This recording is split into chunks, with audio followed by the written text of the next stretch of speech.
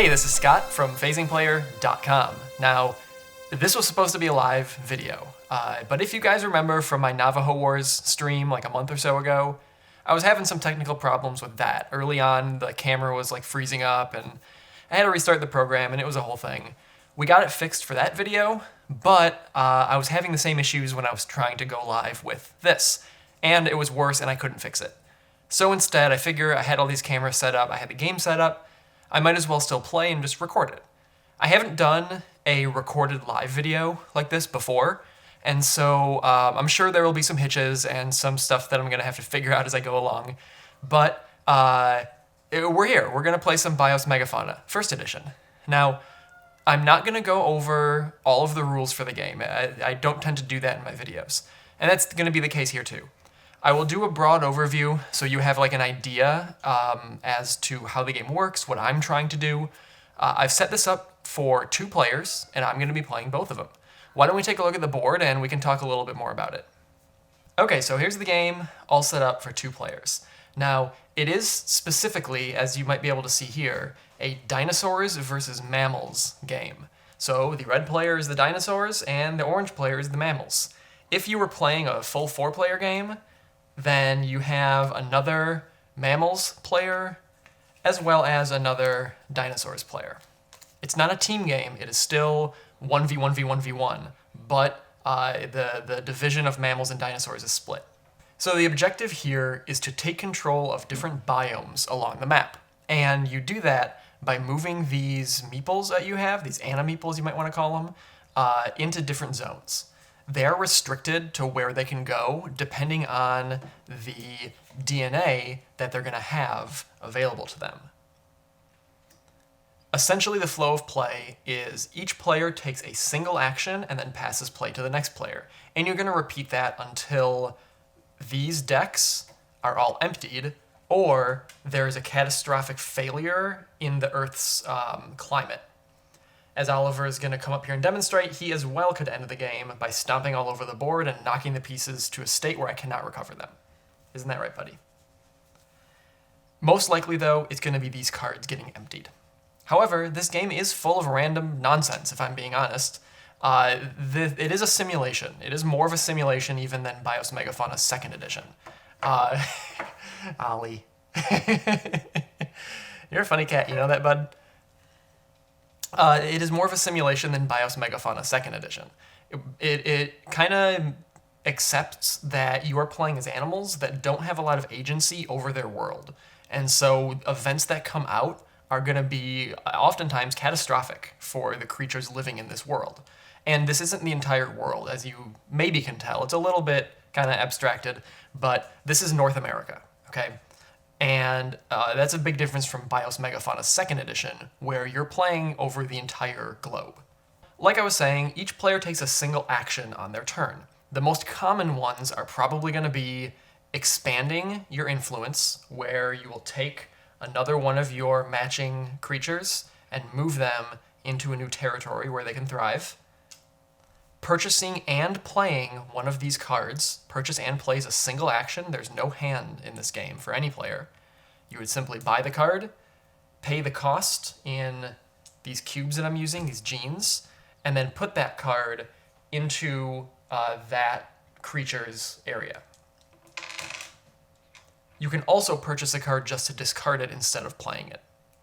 The game does have a pack-style market, if you're familiar with that. Essentially, when you buy a card, every one you ignore from left to right, you'll have to put money onto. So let's say I wanted to buy this Growing Incisors card. I would need to pay 1 to that card and 1 to that card because I opted not to purchase them. I would then take this one, put it into play, and then refresh the market using cards from here.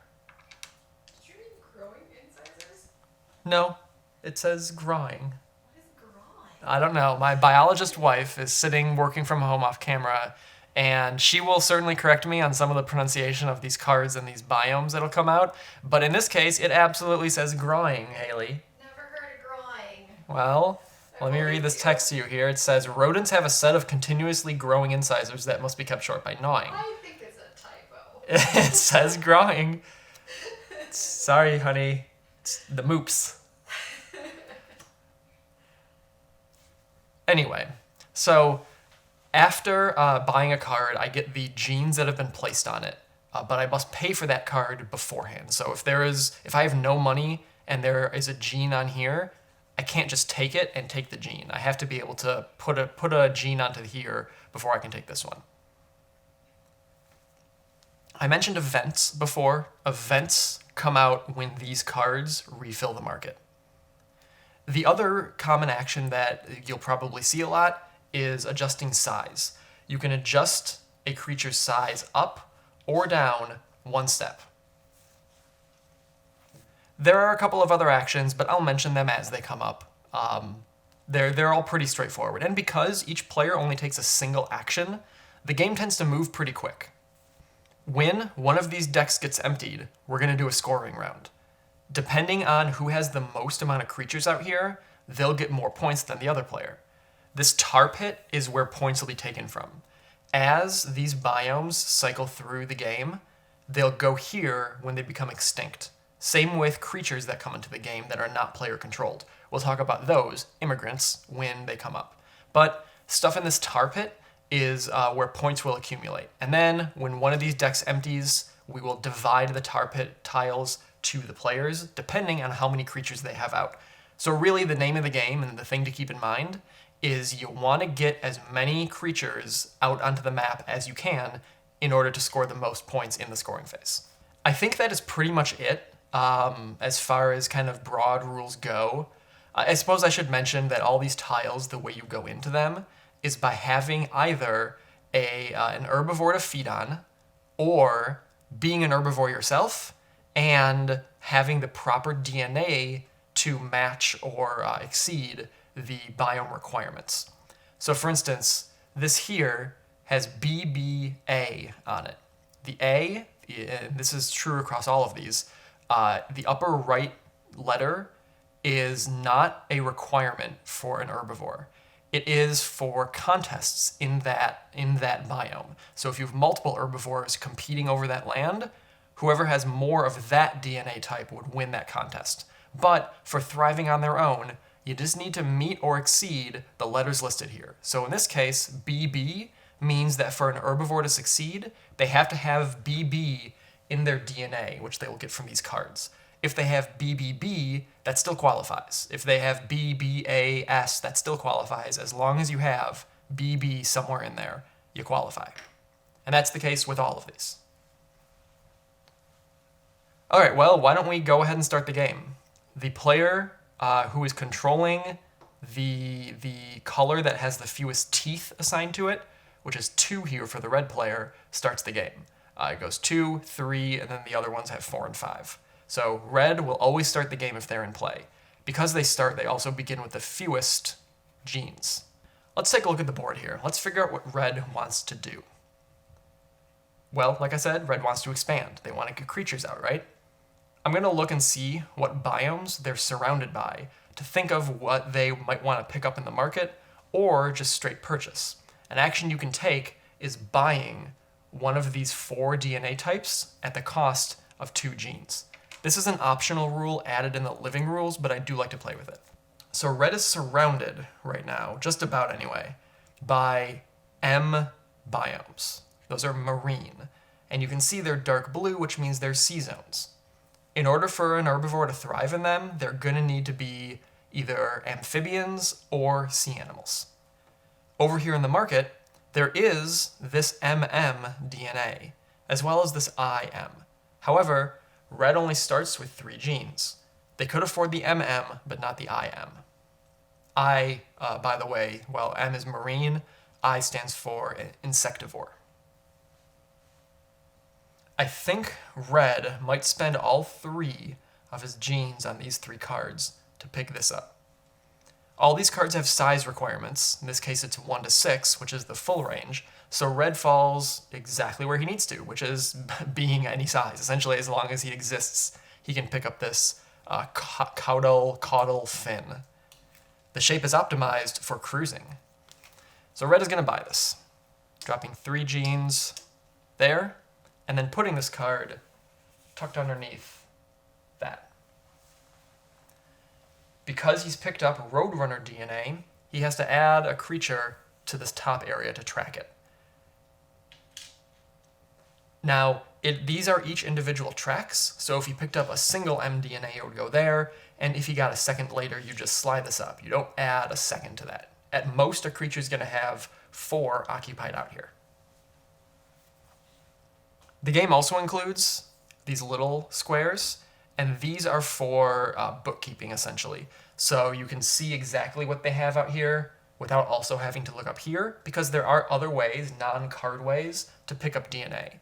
So I'll probably start using those later when I am adding DNA that is not coming from one of those cards. And now we have to refresh this market. We slide to the left to fill the gap, and we have the top card of this deck. What we're going to be looking for here is the event on the card. Most of the time they're on the bottom.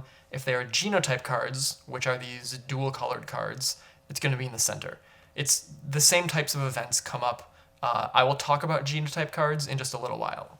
These are the only 2 types of cards in the game, though. It's going to be these DNA cards and these Genotypes. So what is this event? It is Erosion Global Cooling. It's going to cause the Earth to cool down just a little bit and potentially break down mountain ranges. If the greenhouse is 800 ppm or more, remove the highest climax orogeny biome and lower the greenhouse. Orogeny biomes are these orange ones that are mountains. There are 2 of those right now in the game. And there are these orange bordered like tile places printed on the map. Those are where mountains will go. So we start the game at 800 ppm.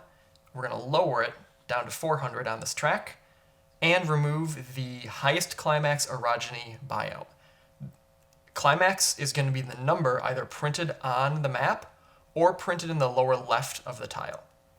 In this case, we have 2 orogeny biomes. This one is 70, this one is 60. It says remove the highest one, so that's the 70. It's going to go into the tar pit, and then because the planet, the greenhouse level changed, the planet cools down, and all of these are going to shift downwards. We'll start from the left and go to the right. So this shifts to here, this one's going to shift to here, and this one is on the bottom already, so it can't go anywhere. That means these 2 are going to compete over which one will thrive in this area, and we'll deal with that in a second. It's pretty straightforward. So this one slides to here, this one can't go anywhere. This one, let's actually do it from bottom to top. This one's going to go here, this here, this here. This one is going to go down to here. This one can't move, and orogeny biomes never move because of this. So this is the only one that's going to go down. This one can't go anywhere. Sea lily beds goes here. This guy goes there, and this guy goes there. So let's deal with these biomes that are competing now for space. Simply look at the climax number and remove the lowest one into the tar pits. This one, Belemnites, is 48, and the coelacanth is 36. So the coelacanth officially goes extinct. And we got this one, which is 58 and 27. The horsetail swamp goes extinct. This is 34 and 60. The tree ferns go extinct. Tree ferns. It feels like a very broad term for how specific some of these get. And sea lily beds goes extinct. The cycad thicket survives. All right, so that is that event, and I don't know why I stick that aside there. It goes into the market for purchase. And now we're going to move on to Orange's turn. I'm going to use this little dinosaur to keep track of who is currently going. This is not included in the game. I've added it from outside. All right, so Orange, again, I'm going to look around to see what Orange has. They've got BB, B, also, these marine tiles, of course. It's a lot of marine early in the game, a lot of waterways to deal with, and another single B here. So it'd be great if they could pick up some B DNA. Unfortunately, there's none in the market. I mentioned you could purchase this Roadrunner DNA up here, but those are only these 4 types. There's also B, G, H, I, and P, which are dietary DNA types. Those are not as easily purchasable. You're going to have to wait for them to come up in the market. And honestly, a big part of this game is waiting for stuff to come up in the market. It's, again, just kind of, you have to go with the flow a lot in this game. It's part of the simulationist aspect of it, I guess. You just have to deal with what the game throws at you. And sometimes it's being stagnant. Let's see, so there's actually a couple of options here that I didn't mention just now. There are 2 rows of DNA listed here. This says BB, and then below it says H. Having a letter below it means that it is a rooter biome. There are like nuts and roots and stuff for animals to go eat under the ground. And so I could pick up an H DNA in order to become a rooter underneath this biome. And that's what these little triangles above and below are for. The one above is for predators, the one below is for rooters. Herbivores go in the tile itself. So I think that orange is going to pick up this growing incisors. It's going to cost him, it's going to cost him 2, and he's going to get this gene for use later. It does have a limitation, a pretty significant size limitation of 1, which means if he decides to size up, and sizing up in this game is pretty much guaranteed. It's very good, usually. It makes it so you can move further, it helps you in contests. Sizing is great. However, this is going to be a limiter. If I size up, I'll have to get rid of these incisors. But for the time being, I think I'm going to hang out at size 1 because of that. So let's slide these down, draw up the next card. It is a sculling tail, and it's going to be the most common event in the game. We're going to deal with this event quite frequently. It is draw and place 2 new era tiles. These over here are the era tiles for the era we are currently in, the Mesozoic. There are also these Cenozoic tiles that could come up later, if we run out of these or if a couple of specific events happen. For the time being, though, we're going to draw out 2 of these and place them. First, we have a larch forest, or lark forest. It's a forest. Larch. Thank you, Haley. It's a larch forest. And it's going to go up here in the Arctic zone. When you're placing new tiles, they go to the lowest climax number in the latitude it lists on the tile. In this case, the lowest number is 1, and so it's going to hang out right there. It's a cold forest. And then we have an orogeny tile. It's number 69, and it's going to only look at these mountain ranges. It's going to go to the lowest number, which is this 1, and that's where it'll live. Then we move on to red. Red doesn't have any money, so that's going to limit a little bit what red can do this turn. They're also a sea animal because they have MM DNA. If they had a single M DNA, they'd be an amphibian, which means they can go on land and sea. But being a sea animal, they can only travel around in the water, which actually kind of hurts because it means this guy is going to go extinct immediately. He actually would have gone extinct last turn. Sorry, Red, I kind of did you dirty there in explaining how all your stuff works, but that's okay. So if we backtrack a little, let's undo something here because I screwed up with this guy a little bit. I didn't break a rule, but I did something stupid. I picked up this MM DNA in order to expand further, forgetting that he is a land animal right now, and picking that up is going to cause him to go extinct. So, we've already done a few things. Let's not back up. Let's just say that was an animal not meant for this world. He goes extinct immediately and discards this card. And so now, this is actually, we'd almost certainly deal with this later, so let's deal with the Lazarus now. If it's a player's turn and they have no creatures on the map, they're able to buy something out here that they can afford and immediately place a new animal where they could thrive with that DNA they picked up. So at the moment, because they have no money, I think what they're going to do instead is just buy this card, immediately discard it because they can't use a genotype card yet, and next turn they will repopulate the map. So let's scoot these down. Dinosaurs, I apologize. I know I'm a mammal. I probably have some inherent bias, and that's why I was willing to let you go extinct like that. That's my bad. I'll try to correct my biases in the future. All right, we have the first catastrophe come out. It's actually pretty darn early. You don't see these catastrophes in the deck, even though they're pretty significant. I'm sure there's some house rule you could come up with to seed them into these decks, but I don't have one. So they either come up or they don't, and they can come up at any time. It is the Clathrate Gun Global Warming Catastrophe. It is a level 4 catastrophe, which means any animals that have 4 or more DNA on them, which is not the card but the letter, they will go extinct. They'll remove from the map, throw their cards away, and so that's sort of what happened to red just now, but not because of this. So there's nothing out here that has that much DNA, so we can skip that part and go to raising the greenhouse levels. That is going to raise this from 400 to 800. And it's going to, again, move all these biomes around. So let's go ahead and do that before resolving the rest of this card. We'll go left to right, and because they're moving up, we'll start from the top and go down. So that goes up there, up there. This does not move because it is an orogeny biome, so stuff will bump into it and almost certainly go extinct. Orogeny biomes tend to be pretty tough, hard to get rid of in terms of competition. That stays, and then this bumps up to there. We have a whole like forest going on here on the eastern side of the continent. All right, so this is number 17 versus 69, easily goes extinct. This is number 32 in regards to 60, and this one is 72 versus 30. The 30 goes extinct. And then the last thing we have to do with a catastrophe is going to be removing the Rift or Era disc. The first catastrophe removes this disc right here. Now, only sea animals, again, if they have MM or MMM DNA, are able to cross the Atlantic Rift, which is this dark blue line that goes down there.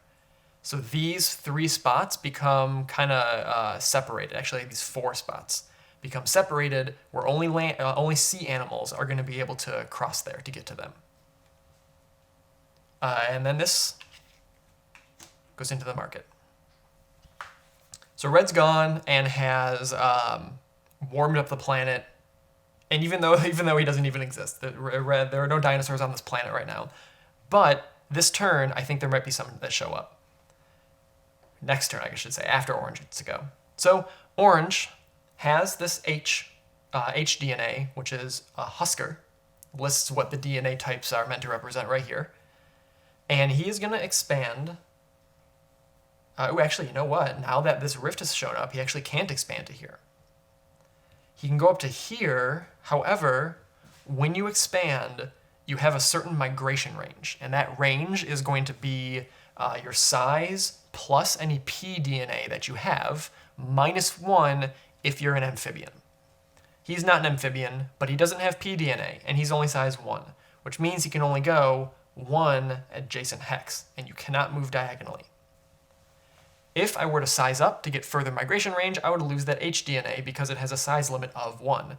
So he's actually a little stuck here for the time being. If he can get an mDNA, well, he'd need 2 mDNAs, and then he could expand to here. But he's not going to be able to survive here with 2 mDNAs. I think what I might try to do is, because there's this SS DNA here, I may try to get this guy up to having 3 S DNAs. Because if he remains a size 1, he becomes a flying animal with a migration of 7. And flying animals can pass through sea zones or cross this without incident. So I think I'm going to buy these hooves. He'll be a flying animal with hooves. Stick that right there. That knocks him to SS. And I will then refresh the market.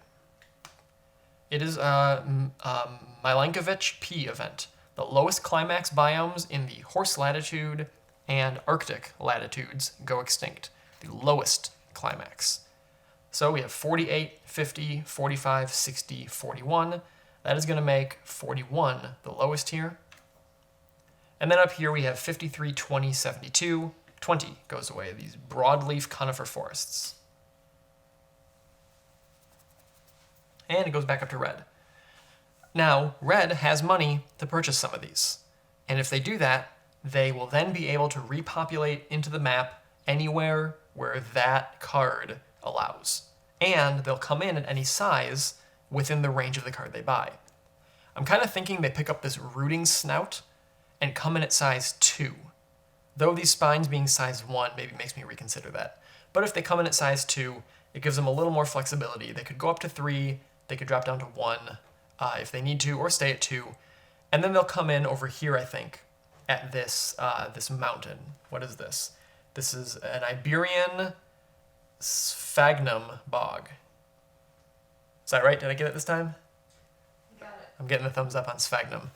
All right, so yeah, let's have them pick this up. They'll buy that, take this gene back, and place this, and they can put it into any one of these. Functionally, they are the same, but there are some instances where a genotype card will demand that they use a specific silhouette.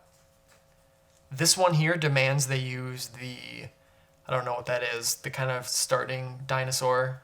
So I'm not going to go with that. I'm going to say they'll be this looking fella over here. They will come in at size 2. It's 100 kilograms. Put them over here in that spot. And they have an M roadrunner DNA. So let's slide these down.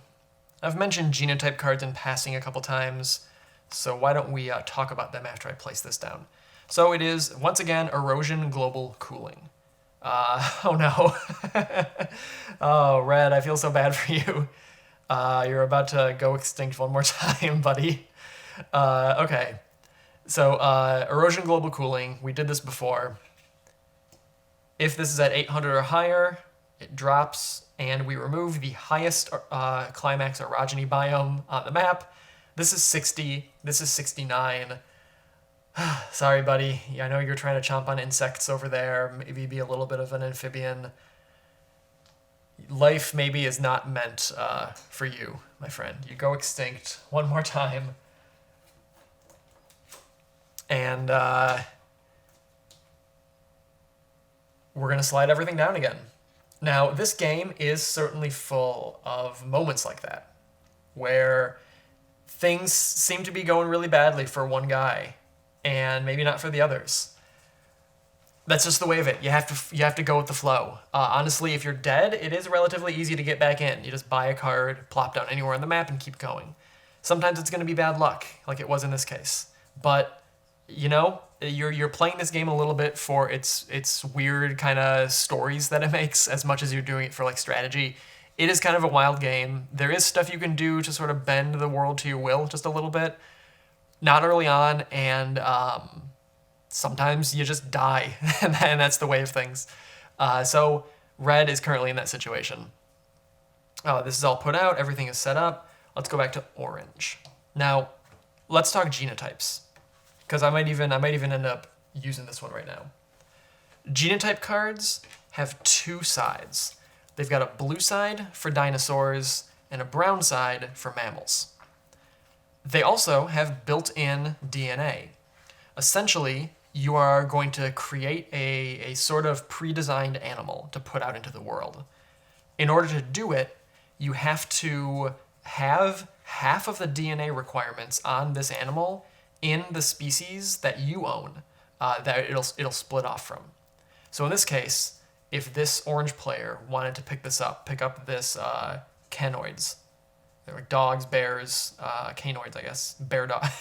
Okay, it gives some examples on the card of like, what are canoids? Oh, you know, they're like dogs, bears, stuff like that. It gives 3 examples on this card. It gives dogs, bears, and bear dogs with a hyphen. This is goofy. It's funny. I don't know. Maybe those are the only canoids there are. There have to be more, right? Than dogs, bears, and bear dogs. I think that's about it. Is that it? It's I don't know. It's making me laugh. Anyway,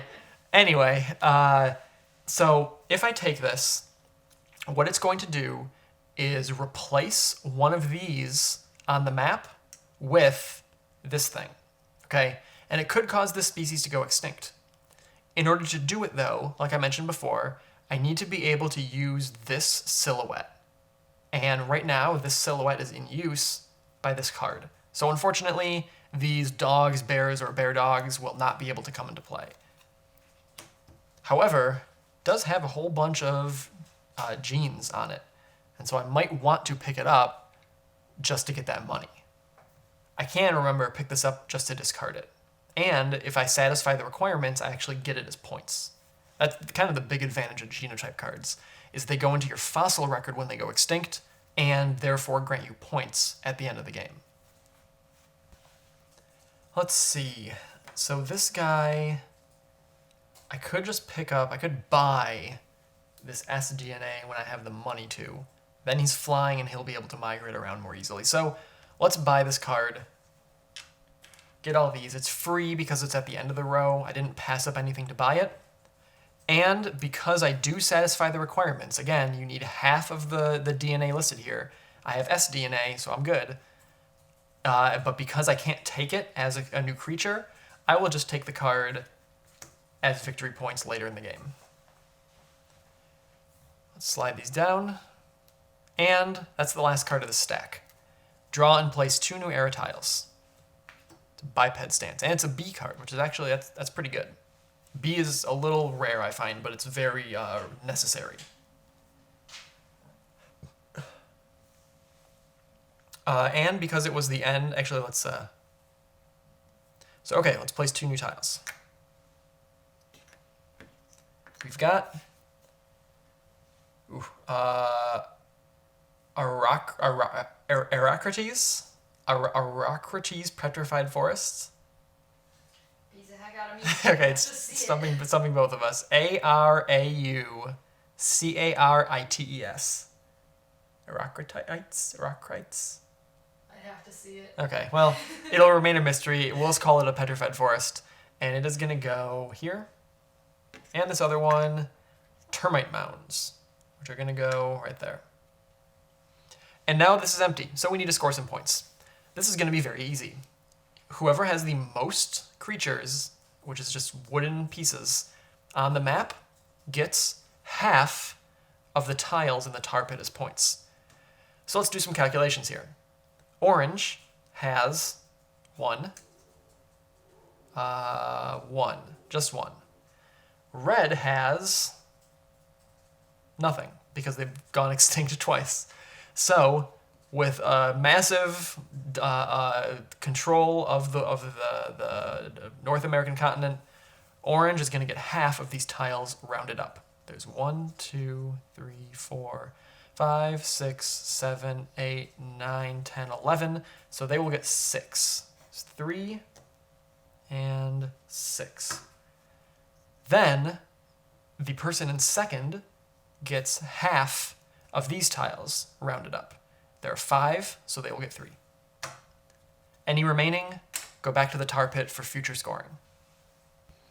Okay, this actually would be how red gets points if they had any animals on the map. Because they have no animals on the map, I'm recalling, they actually don't get any points this round. That's rough for red. This is actually, in the times that I've played this game, the red player usually does the best early on. There are a lot of marine tiles that come out toward the southern end of the board where red begins, and they tend to be able to expand into there pretty quick. They go first, they usually buy an M tile, they get into that zone, and things go really well for them. Unfortunately, it is not going well for them right now. Okay, and now we just continue on. It's red's turn once again. They're in the same spot as before. They need to buy a card in order to drop something into this world. I think M is probably the one to go for. It's free. They only have two genes. They could take one from this player as an action. The B would be nice because they could go actually nowhere because these are all BB or BG DNA spots. So M might be, I guess if they did B, they could always go here too. No, I think they're just going to take M. They're going to take the sculling tail. And we'll throw it onto, let's throw it onto this guy. He's a little more marine looking. So that dude's going to come in at size 3, let's say. He's an amphibian. And he starts we'll go here, because I can pick up a second M to go here then, and have good migration range. Go feast on some belemnites. It's like squids, maybe. All right, and then these slide down. Now the deck we're going into now is the largest, I believe. Actually, no, it's not. It's the smallest of the set. You set it up with 3 times the number of players, 5 cards, 8 cards, and 7 cards. All right, and we have a Genotype card. It's got the event, draw 2 and place them. Draw 2 tiles and place them. Like I said, that's the most common event. We're gonna run into that quite a bit. Euroboreal Ammonites. I'm gonna go right there at number 1. And Mediterranean Ammonites. Oh, okay, a nice little pair. They're gonna go there at number 4. And then Orange gets to go. Orange is feeling pretty good right now. He's got a lot of money. He's about to become a flyer. So I'm just gonna buy that last S. Now this is a case where I would be getting a DNA not from a card. So in order to be able to just look at this little area here and see everything that they've got, I'm gonna place one of these S tiles. So I can remember he has 3 S's and an H. This tracks that same information, but then I don't have to look in 2 spots. So now that he is SSS DNA, he's a flyer and has a migration range of 7. But if he gets out of size 1, he loses that ability. Not to mention any DNA that is size 1 exclusive. Back up to red. Red is able to expand. He's size 3, 1, 2. If he gets another M DNA, he can go all the way out to here. Or if I just pick up this P DNA, he can do that. So let's do that. We're gonna spend 1, get this 1, and then add nest building. So he's got a sculling tail and builds nests right now. P is physiology specifically, or behavior DNA. And P DNA increases your migration range. And we have to move these before orange goes. Communication, draw 2 and place them. If we run out of these Mesozoic tiles, we optionally, and I am going to do this optionally, we will move into the Cenozoic era. Otherwise, this event is what kicks us into that era. So here we have a disaster fern spike. It is an orogeny biome. It's going to go into number 4 up here. And it is a volcano, so it raises the greenhouse levels back up to 800. Let's go ahead and move these.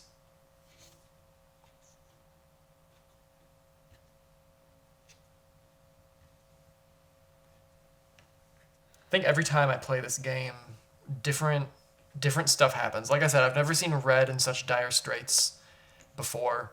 And I think that story, kind of the events that play out, are kind of interesting to see happen. Interesting to see what happens and how things adjust from that. And our second thing is, hey, it's an immigrant, an iguanodont. So immigrants are something, if you've played BIOS Megafauna 2nd edition, something you might not recognize. In that game, the only animals around are player controlled.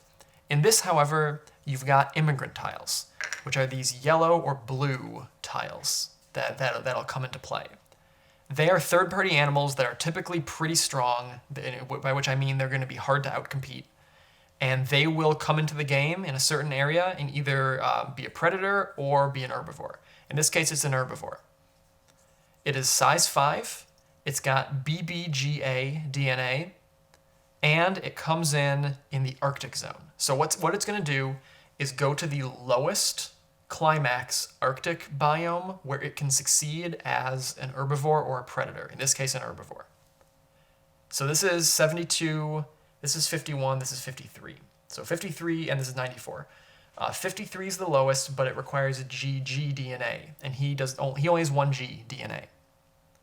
Next would be, I guess 51 is the lowest. 51 requires AM, he doesn't have M, he has A but not M. This requires I, he doesn't have I. This requires BG, hey, wait, he has BG. So he will go into here as an herbivore, chomping away. Now it says you're supposed to put this underneath, which you can do, but I like to be able to see. I like to be able to see what the herbivore that I have to compete against is, so I'm going to kind of set it on top to the side like that. And that was orange. Let's move on. Actually, that was red. Sorry, I moved this preemptively, I remember. Let's then go ahead and do orange's turn. So now orange is a flyer, and orange is going to want to expand. He's got a migration range of 7, and he's got HSS DNA. Nothing here is going to require SS in terms of being an herbivore, but it could benefit him as a predator. In order to be a successful predator, you need to be able to meet or exceed the Roadrunner DNA, which are the red letters, of an herbivore in that biome. You don't care about the biome's letters. You only care about the herbivore's letters. You need to be able to essentially compete with what they're bringing to the table in terms of defensive traits. So this guy is an amphibian with that mDNA. This guy has no mDNA, which means if he tried to go here and be a predator against this fella, well, this guy can just go in the water and these things will starve and not be able to thrive, right? Up here, this guy has an A Roadrunner DNA. You can go feast on immigrants. This is an A DNA, which is armored or aggressive. This guy doesn't have any of that. So you could assume this guy has some kind of plating or some sort of armor that is going to prevent him from really getting his teeth into him. The other requirement is you must be within one size of the thing you're trying to eat. He's only size 1, he's size 3. So even if this guy had the right DNA, he's not even big enough to try to eat this dude. And this guy appears size 5, so no way. So he's not going to become a predator anywhere. But he is a husker. And there's still this husker, this rooter biome down here where he can thrive. So he's going to go chomp on some roots underground this boreal spruce forest. And he's going to travel, just to kind of show it here, from where he has something already. And he has a 7 range, so he's going to go 1, 2, like that.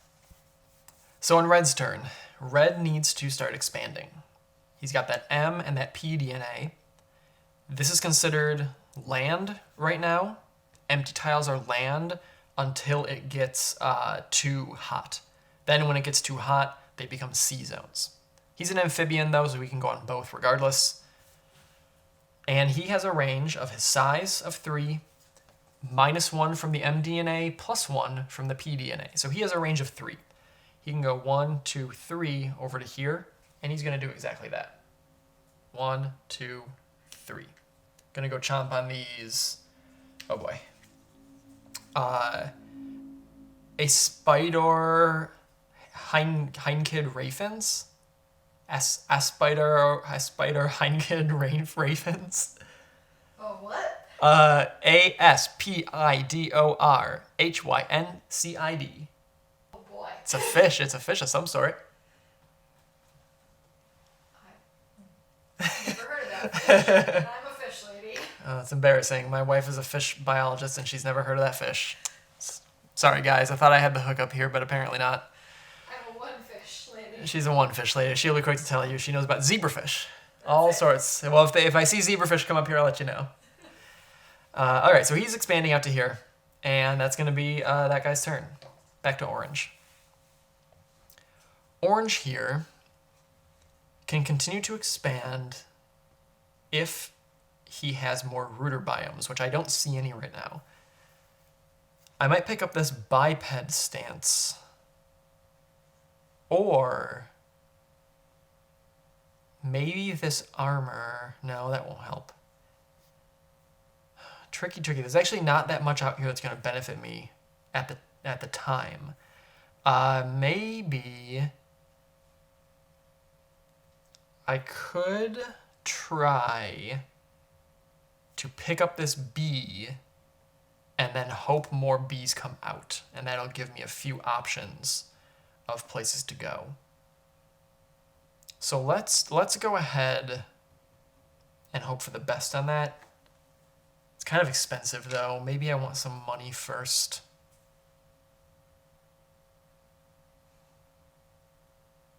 Yeah, let's pick up the cash first. We're going to take this. It's expendable spines, like a little porcupine. And it's AA DNA.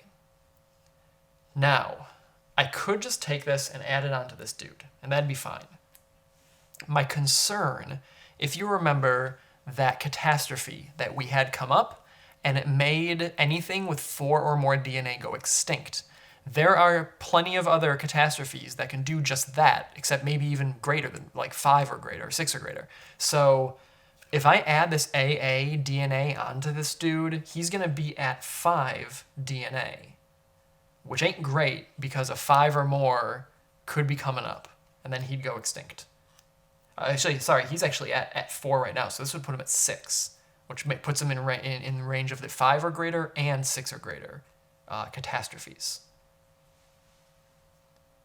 But having that AA DNA could help if he needs to go prey on something later. But if he's staying at size 1, he's not going to prey on anything. So I think he's got good range.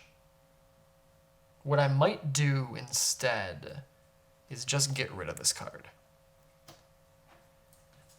I could create a new species and send it here because on home biomes, they don't have any DNA type for requirement to live there as an herbivore. So we could fly down there, a new species could be sent down there. But I think Red is just going to go take it next turn, and he'll win the contest because it's his home biome. So no, let's just get rid of it. Take the money and run. And here comes draw 2 and place 2. And it's Blubber. We've got clam and oyster beds right here at the horse latitude. And we've got a predator down here. I can tell you right now he will not succeed. There is nothing here for him to eat. A predator has to go above a biome in a predator triangle, and there are no herbivores here for him to chomp on. So he will just die out. It would have been a Mosasaurus. It would have been a Mosasaur. It's actually a pretty decent predator, but he's going to go extinct before he can even thrive. Each turn, I think, is like 2 million years, so you can presume he showed up, through evolution and slowly died out over those 2 million years. It's not like he just shows up on day 1 and dies on day 2, All right, so now it moves on to Red. And Red is going to do exactly what I mentioned. He's going to go bing, bing, down to there. Oh, yeah, he's an amphibian, so he can do that. Or should I pick up this? Well, I saw Orange pass up the AA, so he's not worried about Orange picking up this AA. But once I do, then I can go here and here. A lot of expansion opportunities with that AA. Orange might go for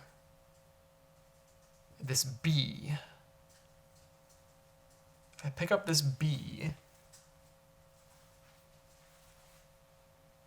like I said, it doesn't give me anything right now, but I'm hoping more bees are going to come up. Really, though, I should probably just try to expand into a new species so I'm not stuck with a size 1 creature and that's it. But where would I go with that size 1 creature?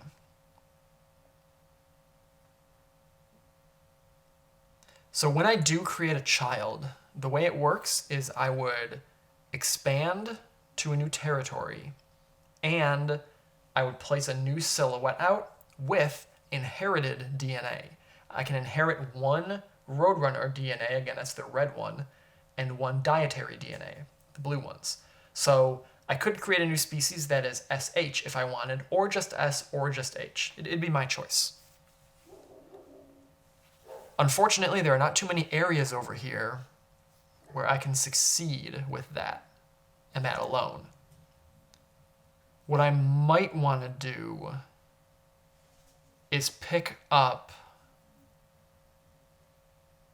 an mDNA or an aDNA, maybe an M, and that way I can make a new species that is a carnivore that can go chomp on some stuff. There's also no cannibalism in this game, so I could not create you have a predator of the same type chomp on my own dudes. But if I got a different silhouette and they could successfully eat that herbivore, even though they're both orange, they're different silhouettes, and therefore it can work out. Let's see. Orange would love to create new stuff because he's red is going to take over a lot of this territory. Having a single M is not going to help red. Or I'm sorry, orange. Not going to help orange. I would help, but there's no I out there. There's only that one B. I would love. So another option is going to be trying to get some of these cultures. They're passive bonuses that you get when you have DNA that combines well. You'll see these symbols next to each of them, and kind of a set of the symbols here. There's the hand, which is manual dexterity. This physiology card up there has that hand next to it. There's this alpha symbol that's social skills, this acorn, which is natural history knowledge, and this exclamation point, which is language. When you get 2 of them, it's going to enable you to take an action that will let you claim one of these 6. So bone cracking would be really useful for orange because he's only size 1, and bone cracking allows you to ignore the size limits on prey animals. So if I could pick up an mDNA, I could still go chomp on these guys, even though they are too big for me in normal circumstances. So I need a hand and I need an acorn. Well, there's a hand right here. And then I gotta wait for an acorn to come up. Or get 3A DNA. That would also give me natural history knowledge. But I'm gonna pick this up. Pick up this biped stance. And I know it's putting me in a dangerous range as far as catastrophes go. I'm taking that risk. Because I need to do something here where I'll be able to split into new animals, and having S and H DNA right now doesn't help with that. B might help with that. If new tiles come up and have B on them, that'd be great. I'd create a new animal to send over there. Go refresh this. Pop this out, and it is another genotype card. With an IN on this one though, which, nah, he doesn't have I or N, and BS for this fella. He doesn't have B or S, so no, it won't help anyone right now. And it is, actually, it is a catastrophe. So I'm sorry, Orange, you're gonna get the short end of the stick on the catastrophe card this time. So it is an oceanic H2S burp. It's H2S. Hydrogen sulfide? Hydrogen sulfide, okay. I'm gonna make a fool of myself here. Not a chemistry person. I'll cut it out if you're wrong. H2SO4 is sulfuric acid. Okay, well, it's H2S. H2S burp. It's going to be a level 5 catastrophe, so anything with 5 or more DNA is dead. Well, that's this guy. It's maybe, without that B DNA, he's only at 4 without the B DNA. So no, the B DNA is what knocked him over the edge. Sorry, buddy. That is going to wipe this guy out entirely. I would like to make a point that I looked it up. I was right. Haley was right. What is it? Hydrogen sulfide. Hydrogen sulfide. Look at you. That's why I married you, sweetheart. Feel very smart. All right, and this guy dies out. He's gone. No more flying boy. And then we're going to, and the red is fine. They've only got 2 DNA up here. Raise the greenhouse level up to 1600 ppm. It's getting warm. We're 2 steps away from it, the planet burning up. And that's going to slide everything up. So it goes there, there. It's a very common thing you do in this game, as I'm sure you're noticing, sliding these tiles all around. These don't move. This goes there, and that goes there. Now, there's kind of a mess of tiles here. What we have to do is these 2 compete, and we have to see if the stuff there can survive in the new biome. Fortunately, this guy could survive in either. The new one, the invading one, is what dies. That dude remains. And then we remove this disc, which is going to cause us to move out of the Mesozoic era and into the Cenozoic era. shuffle that up a little. I saw what was coming up next.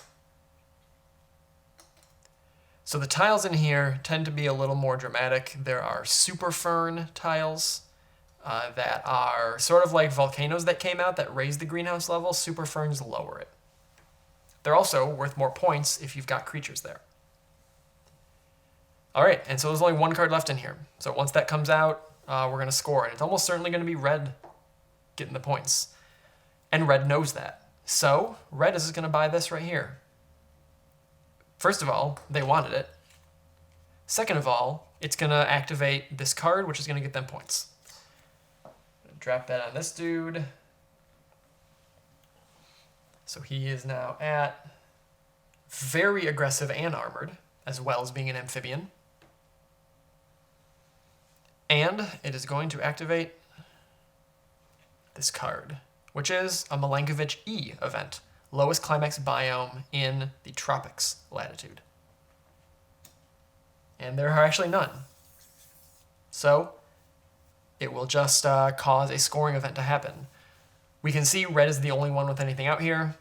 They will get half of these tiles. 3, 6, 7, so they'll pick up 4 of them. And because orange has nothing on the map, they don't get anything. I'm also going to back up real quick here. This shouldn't have actually moved up that way, because this Atlantic Rift stops this from migrating across. So this moved up to here, it still died. This one did not go anywhere, however.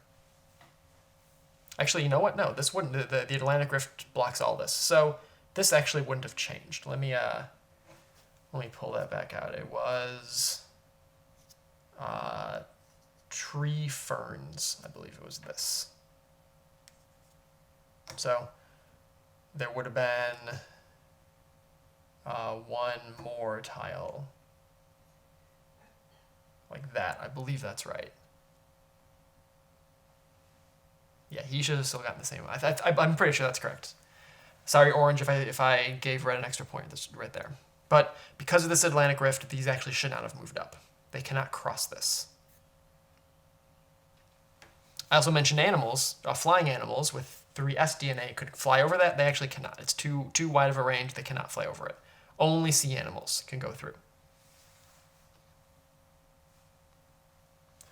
So continuing now with red. Red just went.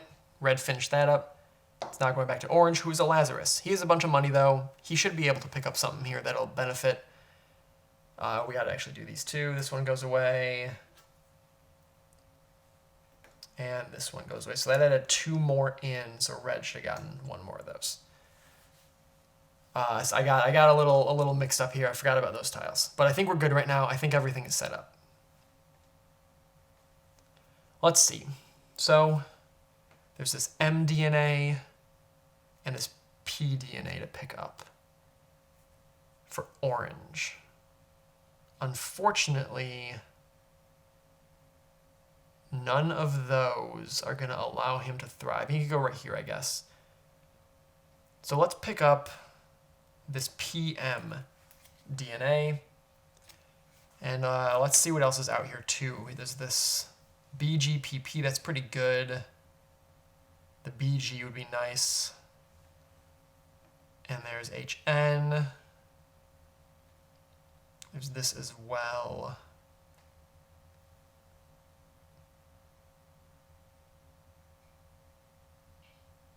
Okay, well,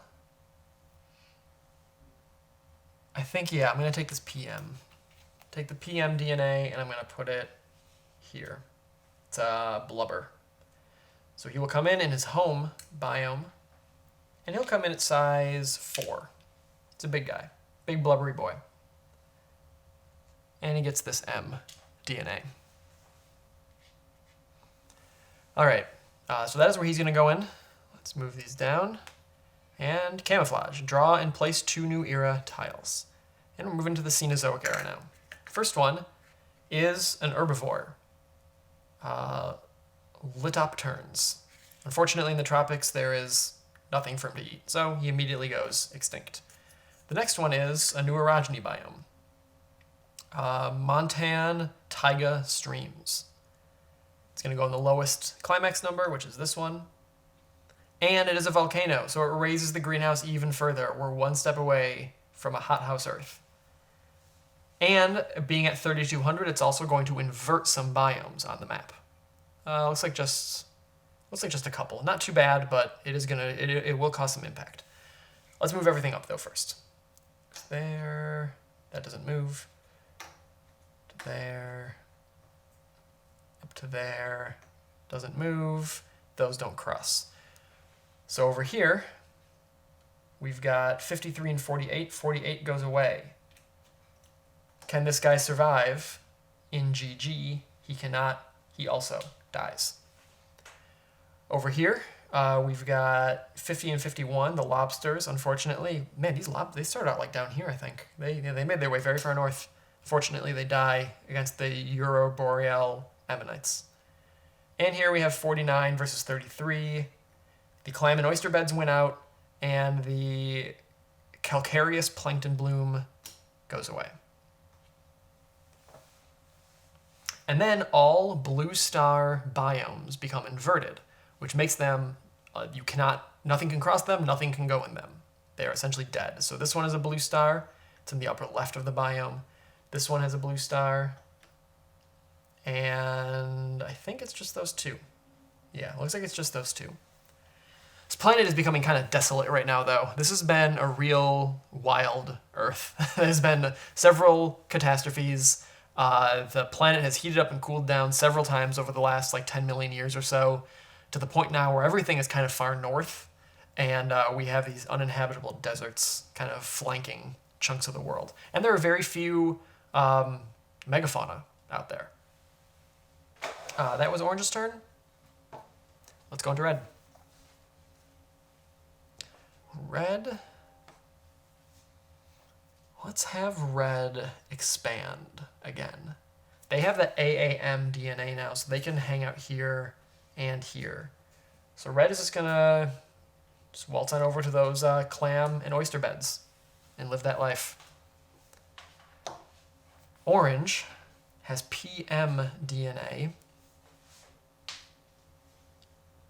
And so, if they pick up another P DNA, they could create this guy, this BG boy, who could become a predator potentially up here, as long as they get big and pick up. Actually, they are big enough.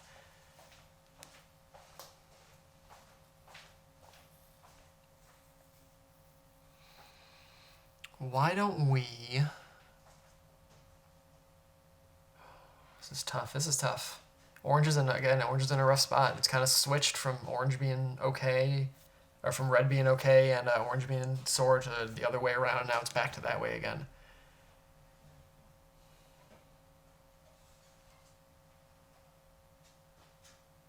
HN rows. There's just not a lot that's habitable here. There's not enough B DNA out at the moment. So I'm thinking if they want to pick up this P DNA so they can grab this guy and maybe try to compete up here. Because this is going to be a size determination for competition. So if I can get up to size 6... Oh, but this guy caps at size 5. Interesting, okay. So you tie, and then it goes to most number of teeth, and that thing has more teeth.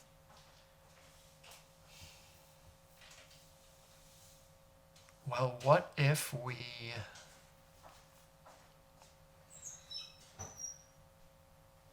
Yeah, this has just become so inhospitable down here. It's painfully inhospitable for orange. I need AA to go compete up here as I can be a predator if I get AA.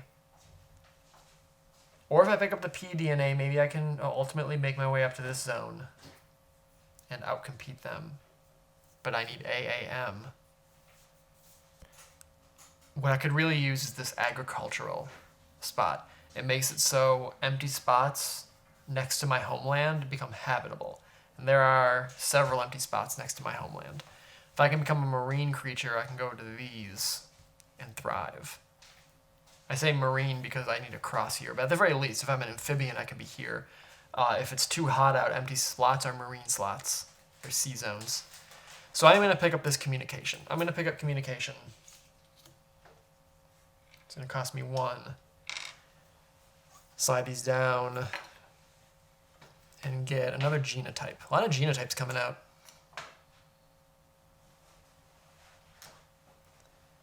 And it is draw 2, place 2. Orange is hoping for some good ones here. Plankton upwelling. That's going to go the lowest slot up here, the Arctic zone, which is 72, 94, 45, 49, 51. So it's 45 where it goes. Doesn't make a difference for survivability. These Aspidor Hindkid Rafins are gone, so we don't need to try to say that anymore. And then we have Beech Maple Climax Forest. That's going to come out in this zone right here. That's a BG. BG with an H. So actually, one of these I think can do well there. This new one actually, Hyraxes. They can become rooters here, and this one could become a dude up here. Okay, so I think the long tail here on orange is going to have to be picking up this guy who can go survive up here. I have to be able to get there, of course, but I have a migration range right now of 5. So I can go 1, 2, 3, 4. That's not bad. Though I guess, so I'd have to get rid of this dude, replace him with this, because genotype cards replace something on the map. And I don't have a place where this guy can go exist as a child and succeed. So I think I'd replace this dude with, switch these two. It would cause this guy to go extinct, but it would create this guy. And then he has a migration range. I could set him at size 5 or 4. He's 2p DNA, so these are C zones though. So man, I could pick him up and make him a marine animal too. I could give him marine DNA, which would then allow him to move through these zones. Essentially, yeah, I need to swap this dude for this guy, or get another pDNA on that fella. Because this guy just has nowhere to go. Unless I can get agriculture, I don't have anywhere to go. I guess I could. It would cost me 6 genes in total. I could buy up to AAA, which would then let me pick up agriculture. But that's going to take a bit. I think I just might take the gambit on this. Essentially, and that's at the very least, if he goes extinct, he's worth points. So let's do that. Okay, we're going to pick up this card. I have half the required DNA. I've got PP on this dude. And so I'm going to replace one of these with this guy. And it does cause the original species to go extinct in this case, because it is the only marker on the map, but that's fine. I'm okay with that right now. This game is very much about managing extinctions and kind of recovering from those, and also trying to do well around them. But I think I'm going to be okay with this dude, because he's a good size. I'll make him size 5. It's not that one anymore. That goes away 2. He'll be a size 5. He's 9 tons. He's a big boy. Do I want to be that big? It's from 4. I can potentially become a predator on this dude. And I will be a marine animal. I do need more A, though, in that case. I can always size down if I have to. So we'll say size 5. As big as he gets. And that's going to be Orange's move. Let's bring out this new card. And it is draw 2, place 2. All right, Brome Grass Prairie. It's going to go right here. It's a GG, which one more G DNA helps that dude. And then this is, ooh, look at that, it's us. So I think this is probably the strongest predator in the whole game. Humans. They are PPP DNA, and P matters in terms of carnivore contests. So he will outcompete just about any carnivore. And he's got AAA. He's very aggressive, very armored, and is fire bearing. So he will basically outcompete anybody. And he can feed on a lot of people as well. So the lowest climax biome up in the Arctic. This is 72. It's 49. So it'd be 49 if he can do it there, but he's not amphibious, so he cannot feed on that guy. He can feed on these iguanodons, though. So he's going to go right there. And let's move this up. Okay, so red's going to take an action. I think red is just going to keep expanding because there's only a couple more cards in here. I think three or four cards in there, and red wants to score. It's going to be a bit of time before this fella can expand a lot, and so I think red is just going to want to try to really take advantage of that and expand to as many places as possible. Is there let's see, could red do something out here? Can't get this one. Cannot get this one either. This is AS. You could pick up this AS and create that new guy. I think he might do that. I think red might spend their money, pick that up. Because again, genotypes are worth points. So yeah, let's spend 3 and have this AS guy replace our home base one. Because home bases they have any genotype. Doesn't go under, it goes on top. They have any genotype there for what's required for an herbivore. And so they're able to survive at home. So that's kind of a good spot just to drop that in order to get that genotype card out. And he's 1 to 3, he'll come in at size 3. Same size as the, actually this guy should be size 4 then. So same size as the parent. Slides down, and it is draw 2 and place 2.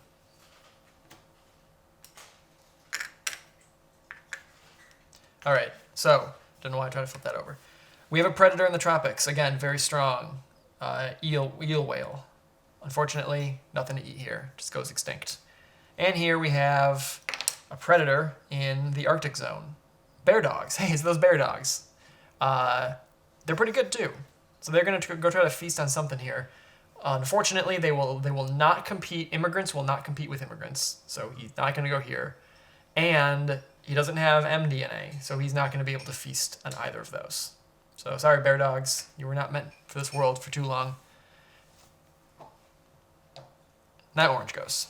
Orange has a plan. Orange needs mDNA. There is none out here. So orange is going to spend $2 to buy that mDNA.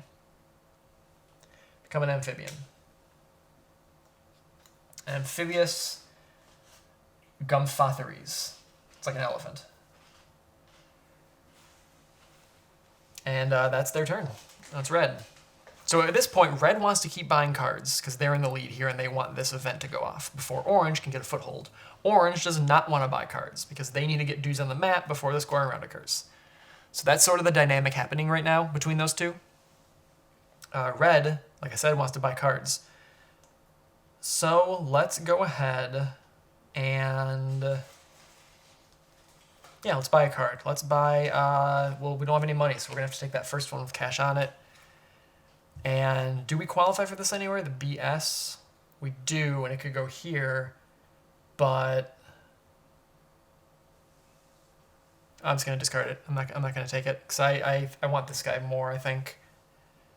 Though the B is nice, the B maybe gives more opportunity. Just immediately replace that dude with this dude. Yeah, that B might be better than the A.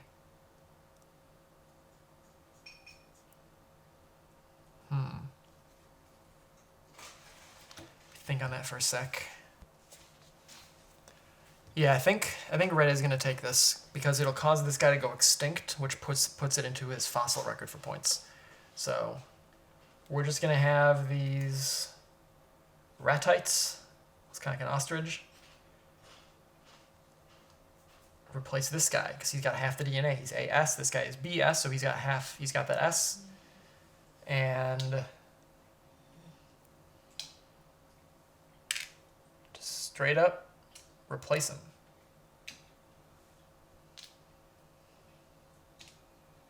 Which causes him to go extinct immediately. and become points. All right, and now it's gonna refresh the market. Draw 2 and place 2.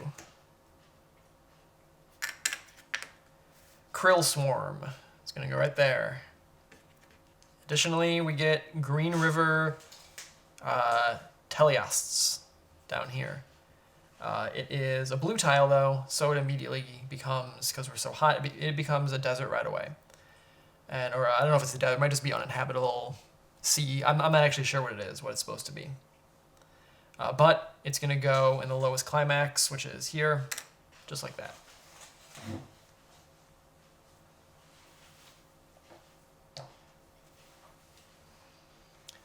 Let's have orange start to make their march. They can go live here because of that BG they have. And so they could go, they have a range of 4, plus 2 is 6, minus 1 is 5. So they can go 1, 2, 3, 4, and they're going to do exactly that. And move to red. Red wants to keep buying stuff. Red is going to pick up minus $2. This BA, this beak is actually pretty slick. If orange can pick up that beak, that'll be very good.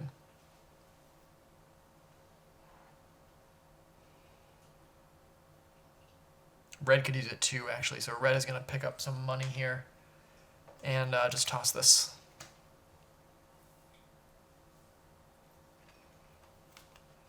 It's an anti-Tongue, and it's a catastrophe. So this is a level 7 catastrophe, a solar flare.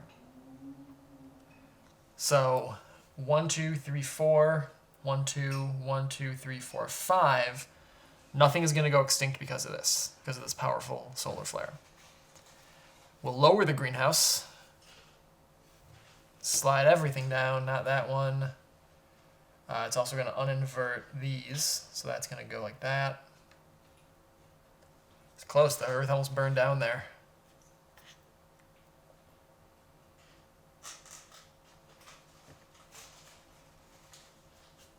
And those can't go anywhere. This flips and goes down. And then there's no rift to remove anymore.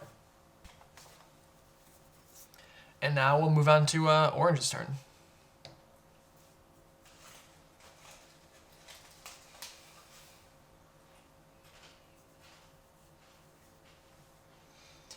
Orange has $2 here.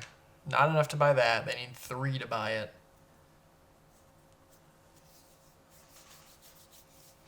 Let's see. Those eyes are good too. You can go there, there, and there. But they're very expensive. Doesn't have AM. Doesn't have S. Think that they might just take a gene from that player and then move on. I think they're going to buy the B. Because with that, they can have BB on this guy. And then they're able to go here and here.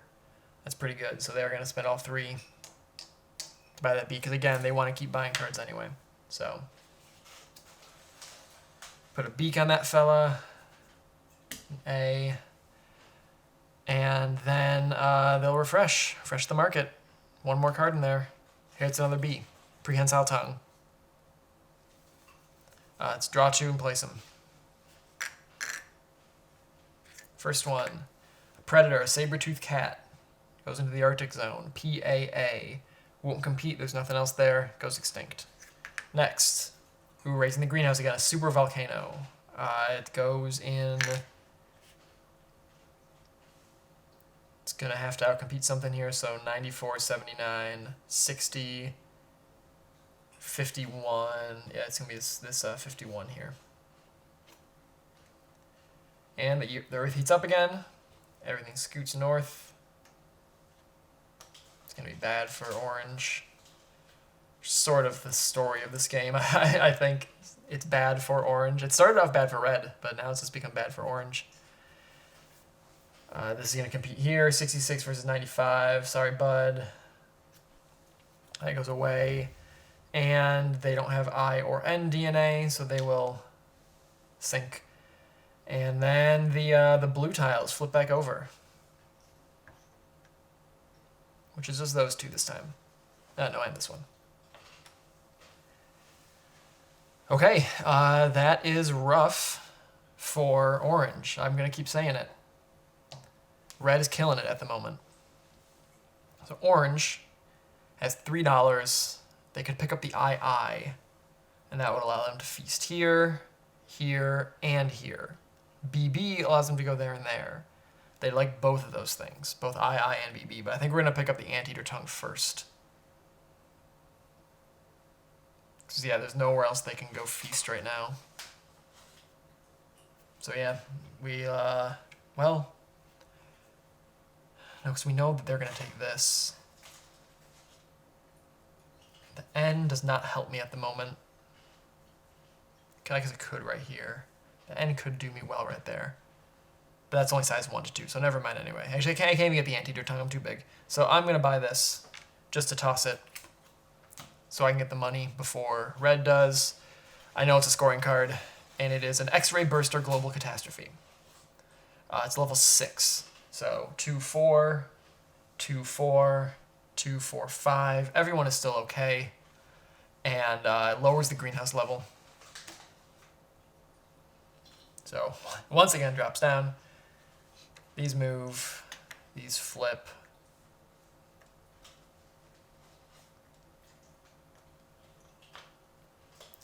Benefits orange a little more. And then we move on to red.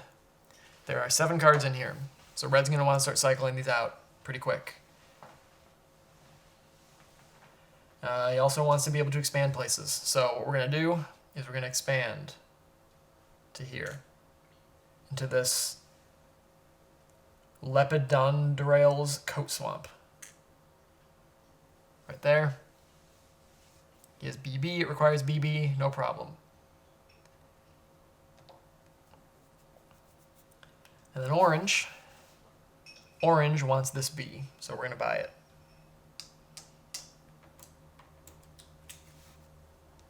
A lot of catastrophes coming out of this game. Get this prehensile tongue. And I guess let's refresh first. Draw 2 and place them.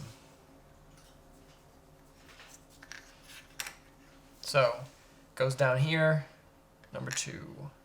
Evergreen Broadleaf Moist Forest, and Telcost Raphens. That plant is regulating temperature a little better, and stuff's propagating in the south again. Now it's red's turn. Whew, boy. Red wants this BB. What's the migration range on that guy? He's size 3, so 1, 2, 3. He can do it. 1, 2, 3. Actually, no, he can't, because this is water. So I guess so is that. So 1, no, he can't go that way. He's a little stuck at the moment because of all the water surrounding him. So I think red is just going to pick this up. Maybe pick up this eye. Create a new species. I think red's going to do that. I think red doesn't have money, so red is going to have to pick this up. And what would that do? The A in the hand. Ignore size limits on cards and tiles. Yeah, well, that's okay, I guess. If I want to acculturate. Culture is worth points too. He's been sitting at 4 DNA, and that's what's been saving him from the catastrophes. So we're gonna still try to save him from catastrophes. Not gonna take it. Slide these down. Draw 2 and place them. We have an herbivore, an amphibious herbivore. Astropotheres. Goes into here. He's an herbivore, so he'll probably be okay. BPM. BI. You know what? He actually is not okay. It's too much water here. He can't actually survive, and so he's gone. And the next one, Xeric Chaparral. GG, it's gonna be in the in this range. No one's gonna get that. Because they can't cross this Atlantic Rift, because there are no sea animals right now. Goes on to orange. Alright, let's have orange. Orange, orange, orange. You got the BBs now. You're an amphibian. So go bing, bing. Right there into that tree forest. Tree ferns. Of course it's a tree forest. What kind of forest would it be on land? Alright, going up there. Red's turn. Red could use that II to make a new species, so they're gonna. But it comes off at the same size, so I'd have to size this guy down a level first. Then I can create a new species with that. So I'm going to size down my little armored aquatic guy over here as my action. All right, orange. Orange is going to, could he outcompete this guy? It's based on size, and orange is a lot bigger. Yeah, I think orange is going to go outcompete this fella. So orange is going on the offensive here. Orange is going to go from here to here. And then we're going to have an herbivore contest. Now, the first thing you need to see is, can both these guys survive in that place? They both have BB, which is the requirement. Next, you check the white box in the upper right of that card to see what is going to win out in a contest. It's size. He's size 4. This guy is size 3. Orange wins the contest. This guy goes away. Good job, Orange. You're coming back. You've tied up the board right now. So it's anyone's game at this point. And then go back to Red. Red has some cash and wants this I card to make a new species. And so what I'm going to need is, I think I'm going to have to add the I onto this guy, buy this to put on him, and then expand here, creating new offspring and taking this I as inheritance DNA. So I'll do that. I'm going to spend 1, take this anteater tongue. Now that he's size 2, he can manage it.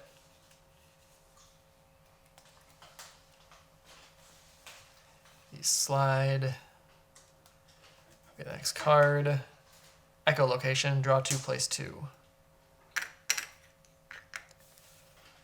It's gonna be good for red, a broadleaf rainforest, which has an I DNA requirement, and an herbivore. BGGP. There's a GG here. So that's where he's gonna go. That's all he can survive in. All right. Orange's turn. This is getting close. I feel like red is going to be the one to take this still. But orange is coming back. I'm still feeling okay about orange. So, okay.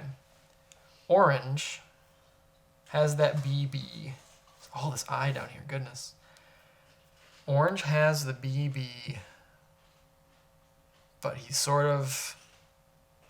He'd have to go compete up here. He can go compete with that herbivore if he gets armor.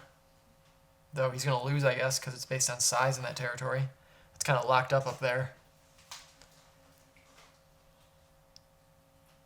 He could...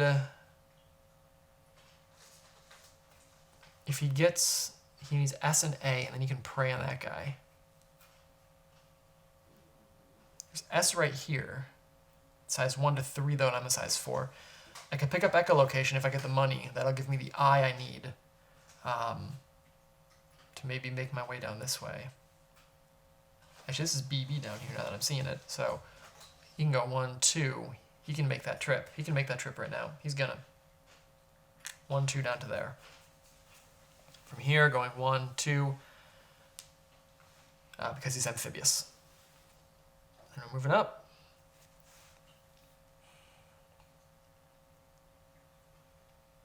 So red is going to make a new speed. Red is gonna migrate to here.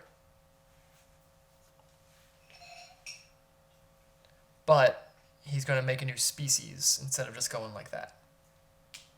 He's going to create a new species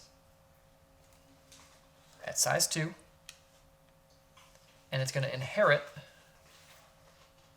these inheritance tiles. And he's going to inherit the insectivore DNA. There it is.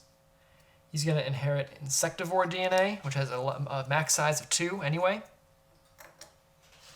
And he's going to inherit an M DNA.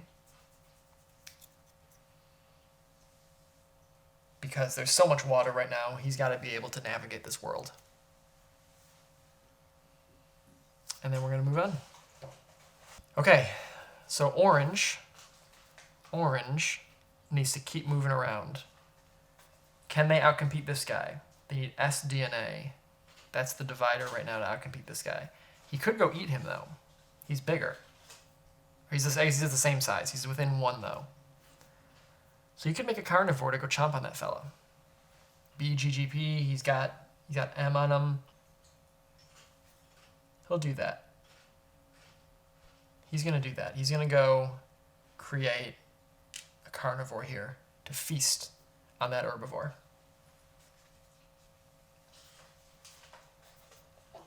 And I'm moving to red. There's sort of like an interesting dynamic here. As the planet started off super harsh and super uninhabitable, but now it's sort of flourishing, right? As it gets hotter, like plants start growing, more stuff comes out, and animals are able, herbivores especially, are able to flourish. These herbivores flourishing is going to create more carnivores too, like I just did. So it's sort of a nice little path that the game sort of creates for storytelling opportunities and world building stuff, you know. So red I think is going to take this. Red is starting to lose a bit of a foothold. Red is actually down right now. So they're going to have this guy. Let's instead of buying that, let's have this guy move. He has a migration of just 1. That's a little rough. He's got a migration of 1. He needs a migration of 2 to do anything worthwhile. What if we pick up...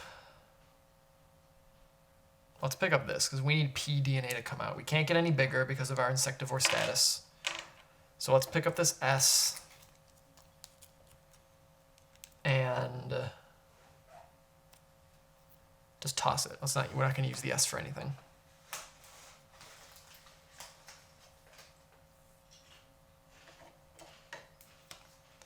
Another genotype. This is going to be a sea cows. GM.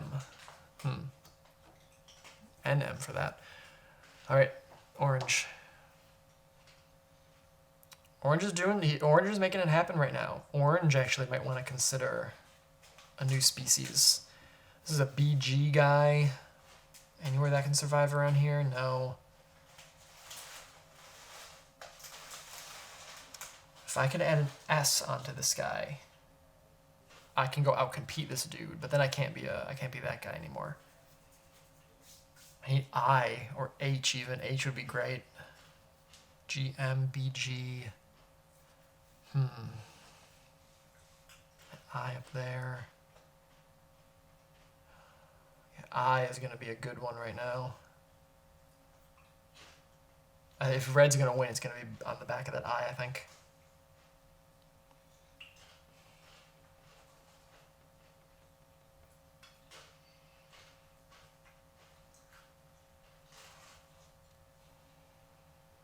Tough. What does orange do to get ahead? Orange, getting more stuff out is what orange needs. There's just not an easy path for that. If I create that GM here, give it another M tile, just buy it, it can start to go there. That's what I'm going to do. That's expensive, though. I can't afford that, so I'm going to take one. I'm going to take one from here.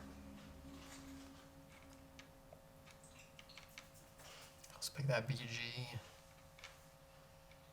And give it M tile. That's going to be more expensive in the long run. Yeah, I'm just going to take a tile. Take and inherit a gene from this player.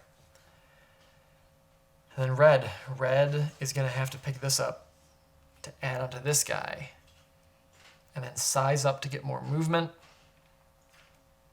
Lose the inherited one, but that's fine. This is the only II out here. So having one eye is going to be good enough. Echolocation on this dude. Boom. Slide that down. Erosion, global cooling. Cools the planet. And the highest orogeny is going to be 94. No, 95 right here. Oh no, red. Oh, you're insectivore. Oh, you're insectivore, dude, by 1. You just hooked him up to. The insectivore, unfortunately, is going to go away here. Rest in peace, little insectivore. You might have been the one that was going to win it for red, but now, without that insectivore in play, that hurts. That hurts red for sure. And then by that going down, all these move. It's going to go there. This is going to go down to here. This goes here.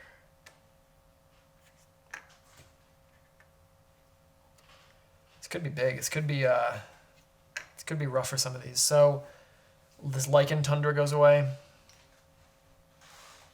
Let's see what wins here. It's 65 versus 86, so the 65 goes away. Those guys are fine.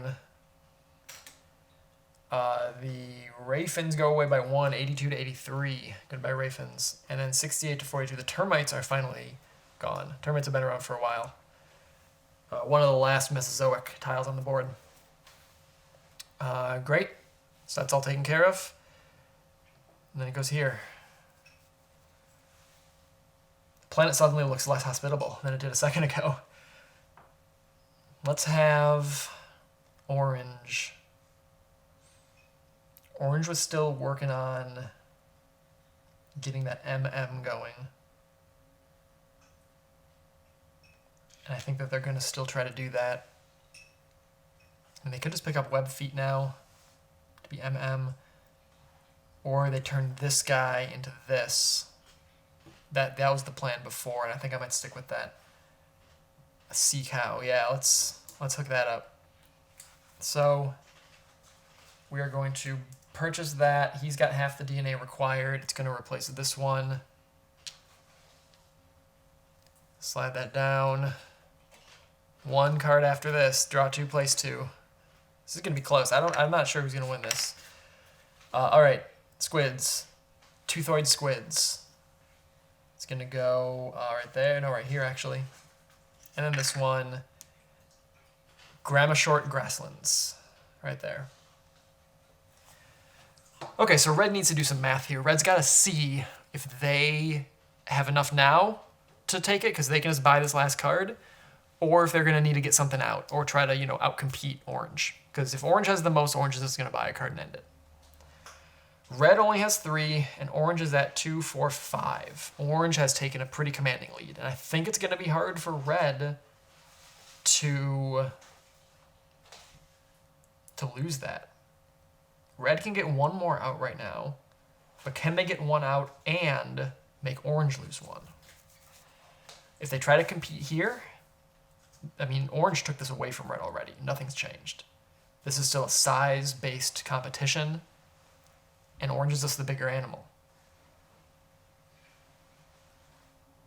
Trying to compete down here is going to be based on physiology, because they are predators, and orange has a bunch of physiology. He's going to destroy this little guy, this little bird.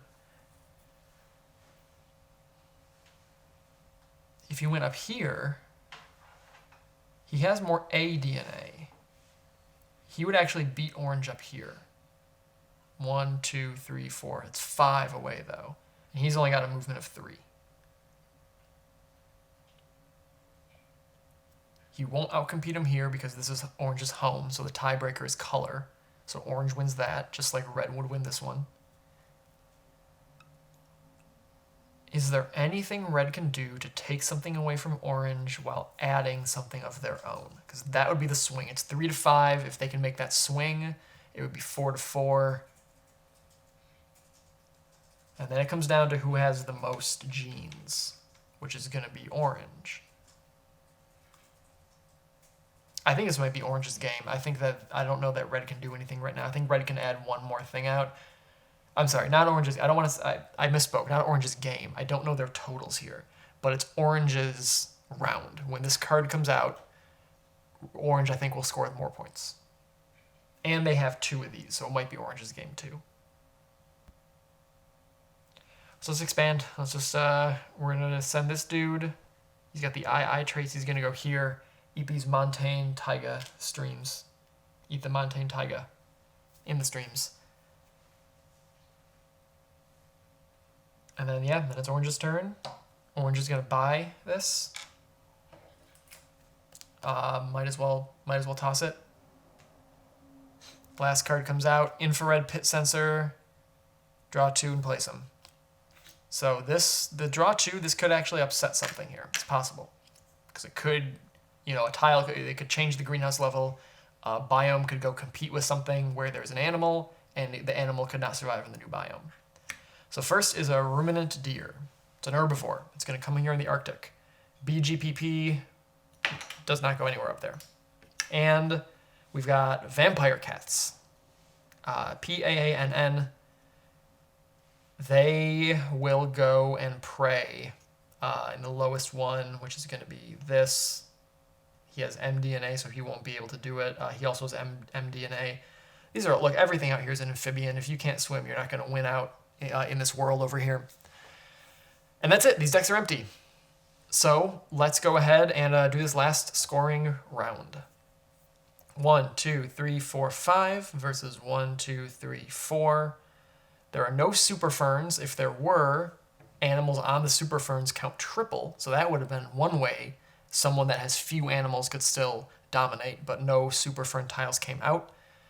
So how many do we have? We got a lot here. 1, 2, 3, 4, 5, 6, 7, 8, 9, 10 it looks like. It's 10 right there.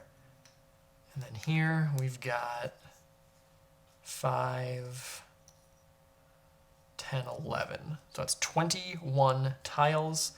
11 of them go to the dominant species, which is orange. And now because they both have creatures on the map, which for the first time a scoring round's come up and I think they both had creatures on the map, half of these, so half of these 10 remaining, 5 go there. Okay, so for final scoring, we got to add up a few things. It's not just the tiles in here, it's stuff on the map as well. So let's go ahead and add them up for orange and for red. First thing we have to look at is the fossil record, which are these. Each tile is worth a point. So that is 5, 10, 15, 16, 17 for the tiles for orange. And then any genotype cards in your fossil record is going to be based on the length of their DNA string. In this case, P and S. So it's 17, 18, 19. Then every animal you have on the map is worth a point. 20, 21, 22, 23, 24. And if you have anything in culture, it's also worth points. No one has any of that, though. So that's 24 points for orange. We'll then count up reds the exact same way. It's 5, 10, 13, 14, 15, 16, 17, 18, and no culture. So 18 for red, what did I say, 24 for orange. Orange wins by 5 points, which was mostly the animals on the map. So there it is. That's BIOS Megafauna first edition. Plays a 2-player game. Now, there were a couple of optional rules I used and a couple I didn't use. You can play with 2 lines of cards out here. It is optional in the 2-player game. I opted not to do it. But in 3 and 4, it is not an optional rule. In the living rules, anyway, It is not part of the printed rules, but the living rules, you add 10 cards out here at a time. So it makes the market a little more open. There's more DNA stuff that comes out. There were certainly instances in this game where someone needed DNA and it wasn't available. The 10-card market tries to make that happen less, but honestly, I don't mind it. I think it's still a very fun game. It's a game I do enjoy. It is, again, pretty random, as you probably saw. There were instances where red was screwed or orange was screwed at different times, and stuff swings back and forth. Remember, this is a simulation game. It is trying to simulate the kind of early period of megafauna, of large animals coming out onto the earth in North America. And yeah, I think that it is good for that. I do prefer it to the second edition. I do like the first edition more. It plays faster. I think this took like 2-ish hours maybe. What does that recording time say? 1 hour, 59 minutes right now. So yeah, about 2-ish hours. And that's like half the time my second edition games have taken. There's also, again, your turns go real fast. You do an action.